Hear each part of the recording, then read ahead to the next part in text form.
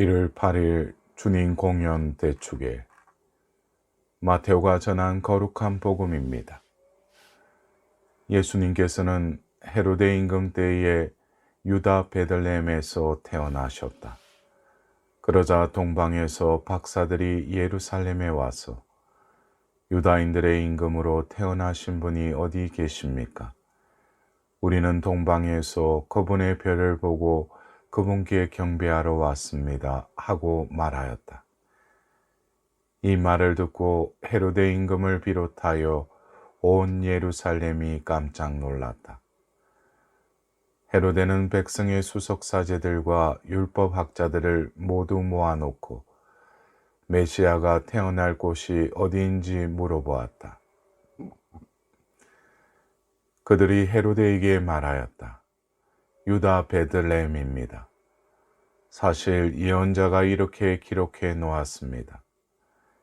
유다 땅 베들레헴아, 너는 유다의 주요 고을 가운데 결코 가장 작은 고을이 아니다. 너에게서 통치자가 나와 내 백성 이스라엘을 보살피리라. 그때 헤로데는 박사들을 몰래 불러 별이 나타난 시간을 정확히 알아내고서는 그들을 베들레헴으로 보내면서 말하였다. 가서 그 아기에 관하여 잘 알아보시오. 그리고 그 아기를 찾거든 나에게 알려주시오. 나도 가서 경배하겠소. 그들은 임금의 말을 듣고 길을 떠났다. 그러자 동방에서 본 별이 그들을 앞서 가다가 아기가 있는 곳 위에 이르러 멈추었다. 그들은 그 별을 보고 더없이 기뻐하였다. 그리고 그 집에 들어가 어머니 마리아와 함께 있는 아기를 보고 땅에 엎드려 경배하였다. 또 보물 상자를 열고 아기에게 황금과 유향과 모략을 예물로 드렸다. 그들은 꿈에 헤로데에게 돌아가지 말라는 지시를 받고 다른 길로 자기 고장에 돌아갔다. 사랑하는 형제 자매 여러분, 오늘은 아기 예수님께서 공적으로 세상에 드러나심을 기념하는 공연 주일입니다. 오늘 말씀 전례의 1독서에서 이사야는 민족들이 너의 빛을 향하여 임금들이 떠오르는 너의 광명을 향하여 오리라 라고 주님께서 빛으로 세상에 드러나실 날을 예언합니다. 이 독서에서는 바오로 사도가 다른 민족들도 그리스도 예수님 안에서 복음을 통하여 공동 상속자가 되고 한 몸의 지체가 되며 약속의 공동 수혜자가 된다라며 인종과 국적, 남녀노소, 빈부 귀천을 차이 없이 주님의 말씀을 받는 모든 이들은 누구든지 예수님의 지체가 되어 구원을 받는다는 기쁜 소식이 선포되었습니다. 우리를 구원으로 초대하시는 빛의 신비, 성탄의 신비는 복음에서 동방 박사들의 경배를 통해 실현됩니다. 복음에 등장하는 상징들은 성탄의 신비가 지금의 우리 삶에서 벌어지고 있다는 것을 일러줍니다. 성경에서 동방이라는 표현은 특정한 나라 이름이 아니라 모든 나라를 상징합니다.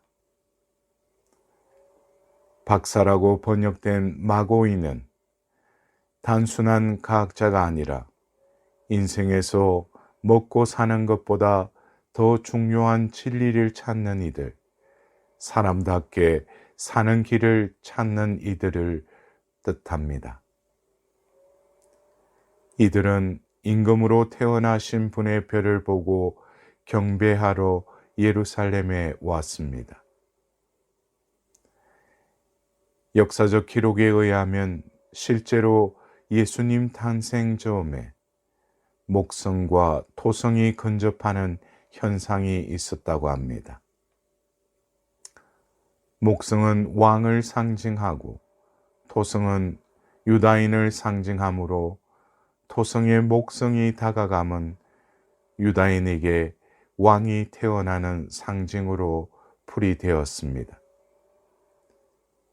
그러기에 동방 박사들은 예루살렘에 와서 유다인들의 임금으로 태어나신 분이 어디 계십니까? 하고 물었던 것입니다.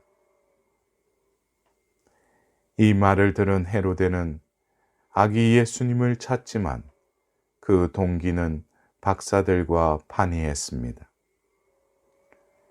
경배하기 위해서가 아니라 없애려고 찾은 것입니다. 아기 예수를 왕권의 잠재적 경쟁자로 의심했기 때문입니다. 인간 안에는 상대방을 언제나 경쟁자로 간주하여 질투하는 본능이 있습니다. 이러한 본능은 하나님을 대할 때에도 나타납니다. 내 마음대로 살려고 하는데 하나님의 계명이 걸림돌로 여겨질 때 무의식적으로 하나님을 경쟁자로 여기고 외면하거나 반목하게 됩니다. 헤로데의 모습에서 우리 안에 발견되는 그 모습을 바라봅니다. 하나님을 거추장스러운 걸림돌로 여기고 외면하고 질시하는 한 구원의 빛을 보지 못합니다. 동방 박사들을 예수님께로 이끈 것은 별이었습니다. 그 별은 어떤 별이었을까요? 그 별은 천문학적 현상을 넘어서서 하느님의 자취를 찾는 사람들이 발견하는 별, 천체 만연경이 아니라 하느님을 체험하려는 희망과 믿음을 가진 사람들이 만나는 빛입니다. 별을 따라 나선 동방 박사들은 인생이 순례의 여정임을 암시합니다. 인간은 누구나 길을 가는 사람들입니다. 신앙인은 주님과의 만남이라는 길을 가는 사람입니다. 주님을 만나기 위해서는 별을 발견해야 합니다. 그 별은 방 안에서는 볼 수 없고 밖으로 나가야 합니다.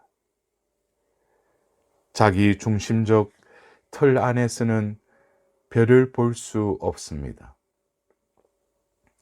이기적 자기 밖으로 나아가서 자신이 아닌 하늘을 보아야 별을 발견하게 됩니다.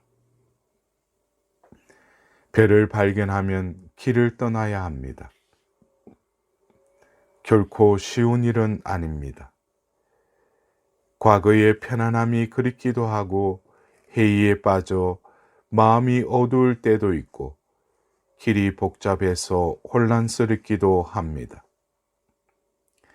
때로는 헤로데 같은 사기꾼을 만나기도 합니다. 별빛을 따라 박사들이 예루살렘에 도착하지만 그들을 이끌던 별이 더 이상 보이지 않았습니다. 스스로의 노력으로 추구하던 빛이 사라진 순간입니다. 별을 잃었을 때 어떻게 해야 하나요? 박사들은 헤로데를 찾아가고 헤로데는 학자들을 동원하여 성경을 찾아본 끝에 메시아가 태어날 곳이 베들레헴이라는 말씀을 발견하게 됩니다. 아기 예수님을 만나기 위해 하느님을 찾는 스스로의 노력, 자연적 별빛만으로는 부족하였습니다.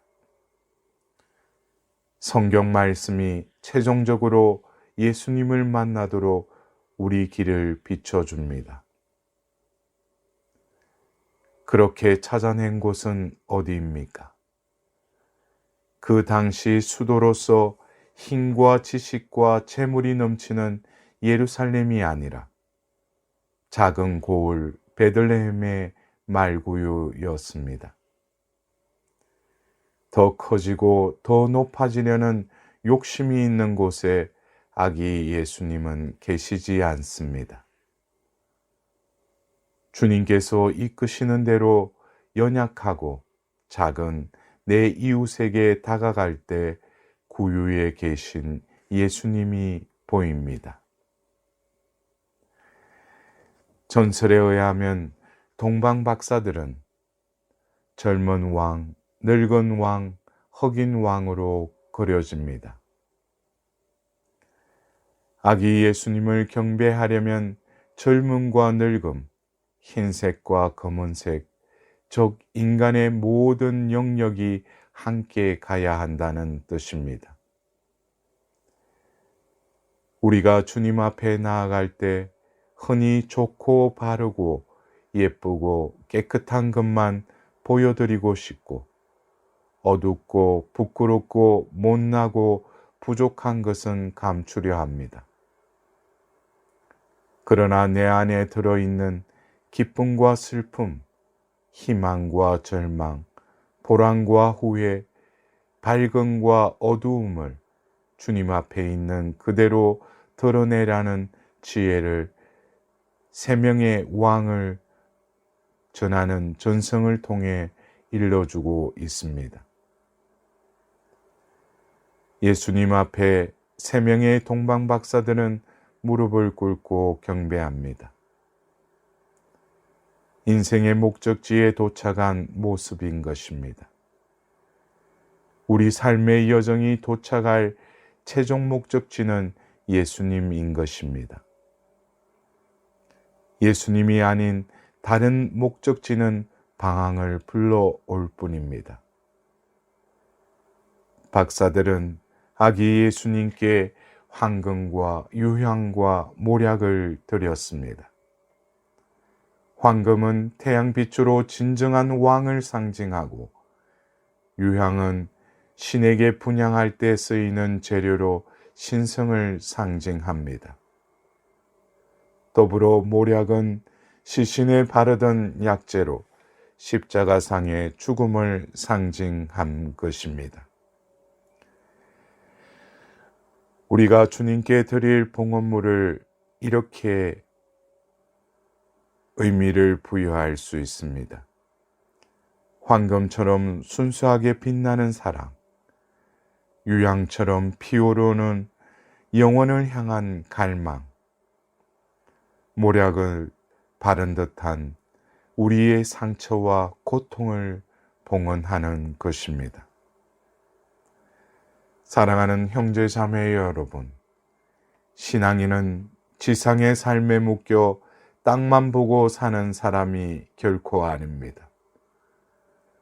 구원의 열망을 담은 별빛을 따라 순례하는 이들인 것입니다. 우리도 동방박사처럼 자신의 방을 나와 별을 발견하고 이기심의 집을 떠나 주님께로 나아갑시다. 어둡고 지치면 성경 말씀에서 힘을 얻어 다시 떠나십시다. 그 끝에 우리는 아기 예수님을 만나 기쁨에 넘쳐 아기 예수님께 황금 같은 사랑과 유향 같은 영혼을 향한 갈망과 모략처럼 쓰디쓴 아픔과 상처를 봉헌합시다. 그러면 주님께서는 사람이 되신 하느님의 황금 같은 사랑으로 지금 여기의 현실을 유황연기처럼 거룩하게 하시며 모략처럼 우리 상처를 말끔히 치유하여 주실 것입니다. 이번 한 주간도 하느님의 그 은총 안에 거니는 여정이 되시길 기원드립니다.